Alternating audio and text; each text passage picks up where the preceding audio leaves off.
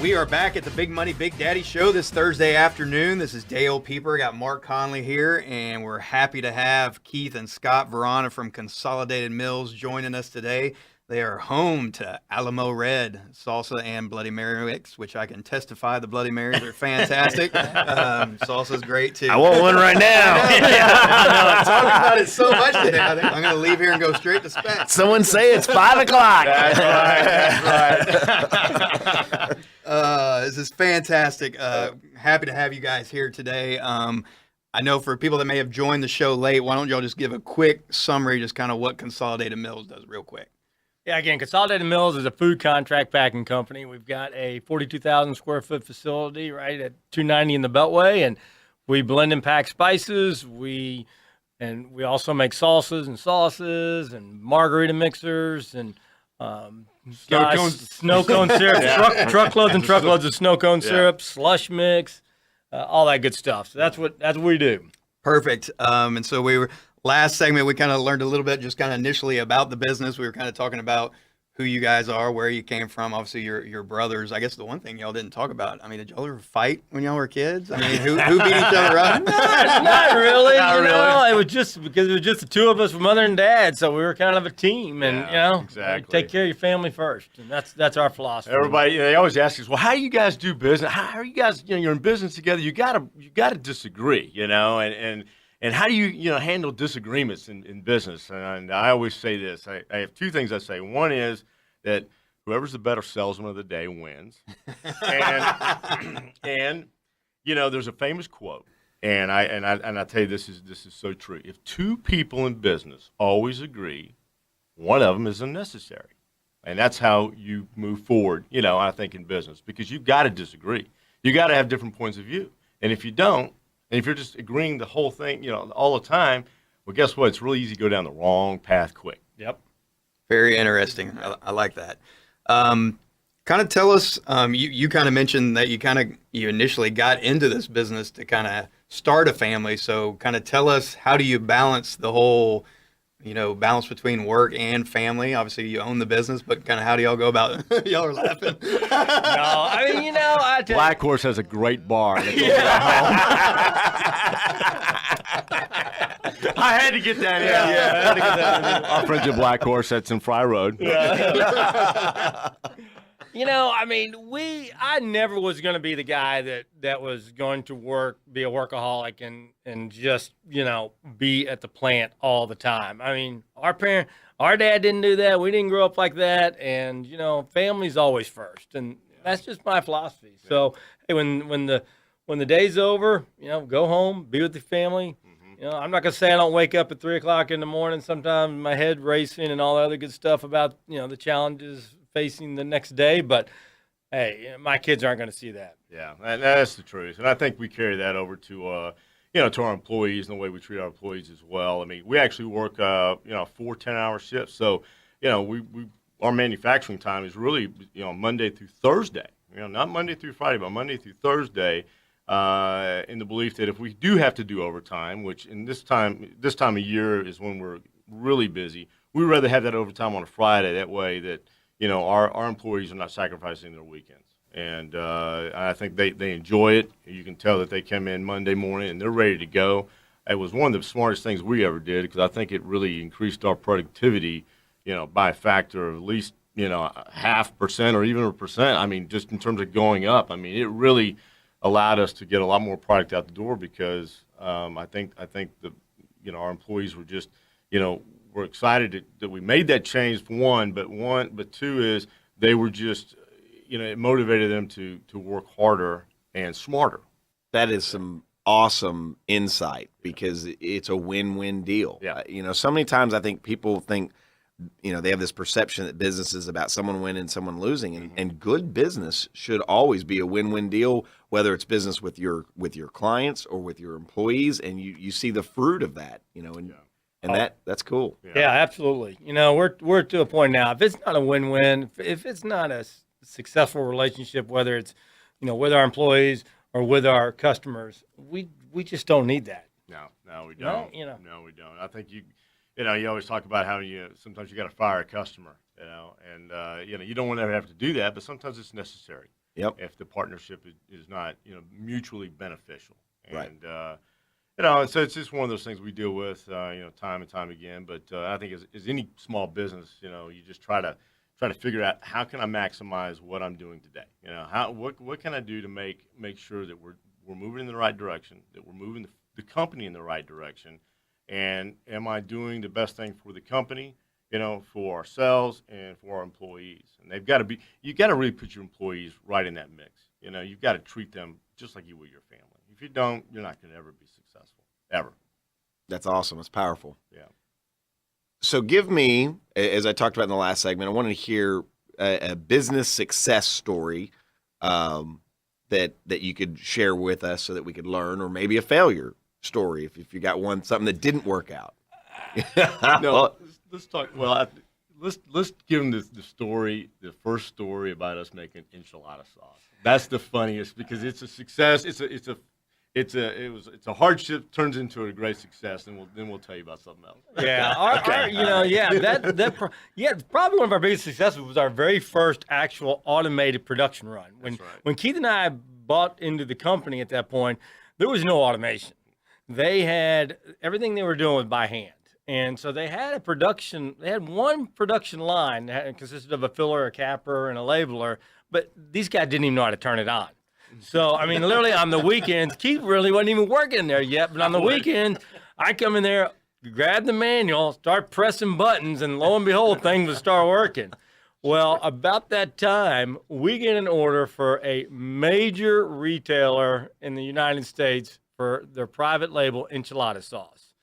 And so we go do this run. We make all this, we get it all made. We start trying to run this thing. And I'm telling you, we look like the I Love Lucy show. Yeah. I mean, bottles were coming out of this filler and things downstream weren't working. Yeah. We had bottles flipping over and the cappers, breaking and the labeler falling over. And we just kept hammering it. And we were there till probably 2 a.m. that morning. Trying to get this thing out. And we did. And we were going to get it out. It didn't matter. It was going to happen. And, so it just overcoming that adversity and just getting it done. Learning from your mistakes. Now. And, lo and behold, here we are today. We still have that business. We do about 6,000 cases a month of that. And when we run it, we can run 24,000 bottles of that a day and not even break a sweat. So now do they know the story now of everything that's happened? Oh, no. Well, no. They don't need to know that. Matter of fact, dump that whole story. No, it really is one of our best. It's really, you're talking about a true success story. It was hard at the time, but funny. We can talk about it. Yeah, literally going from not ever producing anything on an automatic process to still doing it 12 years later and keep growing it. So that is awesome. We're sitting here with owners Keith and Scott Verona at Consolidated Mills, which is home of Alamo Red that many of you know, and we're listening to some great stories. That was both a success and a failure. I think you said you had one other maybe. Well, our biggest failure was having, unfortunately, our main VP of operations learning that he had stole from us for 13 years, and so that and I'll tell you that the failure is not vetting employees correctly. And now this one was a little different story because we kind of inherited him when we bought it. But I would say that the previous owner, he hired him, didn't do his due diligence. To be honest with you, he would admit it today. He would admit it right here on this radio station. That probably was one of his biggest failures. So after finding out that we over 13 years, we probably lost well over $250,000. That hurts, and we're still recovering from it today. Now, the biggest thing I think our employees would say is, "Oh my gosh, they're never going to trust us again." But you can't do that. You got to have trust in your company, but you got to verify it. Yep. And so we put some things in place to make sure that happens. So I would tell everybody out there, it's not a matter of somebody or if they're going to steal. If they're going to steal, you're going to have shrink. You're going to have theft, whether it's small, petty, whatever. Somebody may think it's innocent, but don't get yourself wrong. You're going to lose you're going to lose some things. Yeah, And- it was sort of an embarrassing thing for us, but you know what? Everybody we talked to, 100% of everybody we talked to experienced the same thing. Yeah. I mean, our colleagues, our peers are all like, oh yeah, that guy steal from me, or whether they're punching the clock, buddy punching, stealing time, taking a nap, when they should be on the clock, things like that. I mean, it's all theft, but again, to Keith's point, you gotta have trust in business. You can't do business without trusting people. But again, just for all you listeners out there, just watch it. Yeah, just put some things in place. Put things in place. Yeah. Mark steals my pens all the time. Yeah, exactly. I started. You put a lockbox on there. Last time I went into your office, there was locked. Right. No, we have a lot of business owners, and that's common. Oh, It is common. You have to have that trust level, but you also, you've got to be careful. As you said, you got to verify and pay attention and double check some things. It's just the nature of doing business. And You do, And we get we've that. learned a lot from it. And I have to say that even our previous owner Chuck, he's been fully involved with the whole thing. I mean, having to press charges and civil suit. It's lawyers, and lawyers, and that doesn't. We weren't going to let him get away with it. And even there were some other things that were involved that you can't just. I don't think you can turn your eye. And a lot of times people will. They're just turning around. Well, I fired him. yeah, I get that. I mean, it's one of those things where if you just fire them, well, then they're just going to go do it to somebody else. And Absolutely. you don't want to do that. So I totally get it. We see that stuff all the time. So kind of switching gears, we wanted to talk about from a financial perspective. A lot of times we face tough economic times. I mean, if you think back in 2008, people listened to the show a lot about what happened to their portfolios at that time. But let's talk more localized, and it doesn't have to be 2008. It could be another tough time you've gone through. Tell me about that time and what you did to get through that, and what was it like for your business? I hate to say food is recession proof because Knock on wood, right? Yeah, knock on wood. Here we are, a food company in an oil and gas town. So, different. People got to eat and We gotta everything, drink out but of no red. Yeah. I think for us, when you start talking about tough economic situations, is that being a small business and specifically like in doing so much in spices, like right now, dehydrated garlic is gone up by about 300% in the last year. And 6 months, actually. It's just every time we placed an order for it, it was going up. Trying to manage that, especially for a company like us that buys 80,000 pounds of garlic a year, and the stuff's going up by $4 by $4 Yeah. a pound, that's not something you just absorb. And so, Growing your own garlic? yeah. And so, those are tough economic climates for us. I mean, right now what's happened is China had a terrible crop, and then they had some severe flooding and just couldn't get it to the dehydrators. And they've actually have also started implementing some more stringent climate control, EPA rules there in China, which have put a lot of the dehydrators out of business. So same thing happened with black pepper. When we first got into this business, black pepper for us in a 50-pound box was a buck something. Yeah, it was $1.46 a pound. We've seen it as much as 5 something a pound, and we buy 250,000 pounds of that.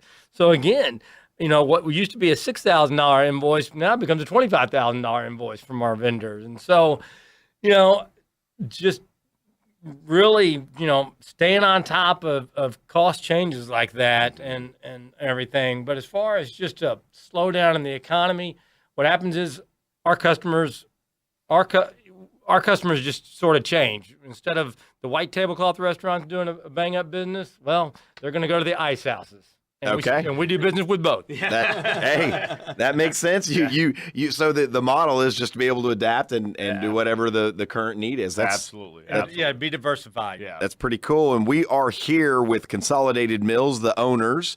Scott and Keith Vrana, and they are home of Alamo Red, giving us some insight into their business, how they got started into it, and we're going to be talking some about their marketing strategies next. As far as some upcoming events that Wealth Design Group has, we want everyone to be aware of September 22nd. We're going to be talking about the 7 deadly investor mistakes and how to avoid those. If you want to come to that, call us at 713-826-0426, and we'll give you info.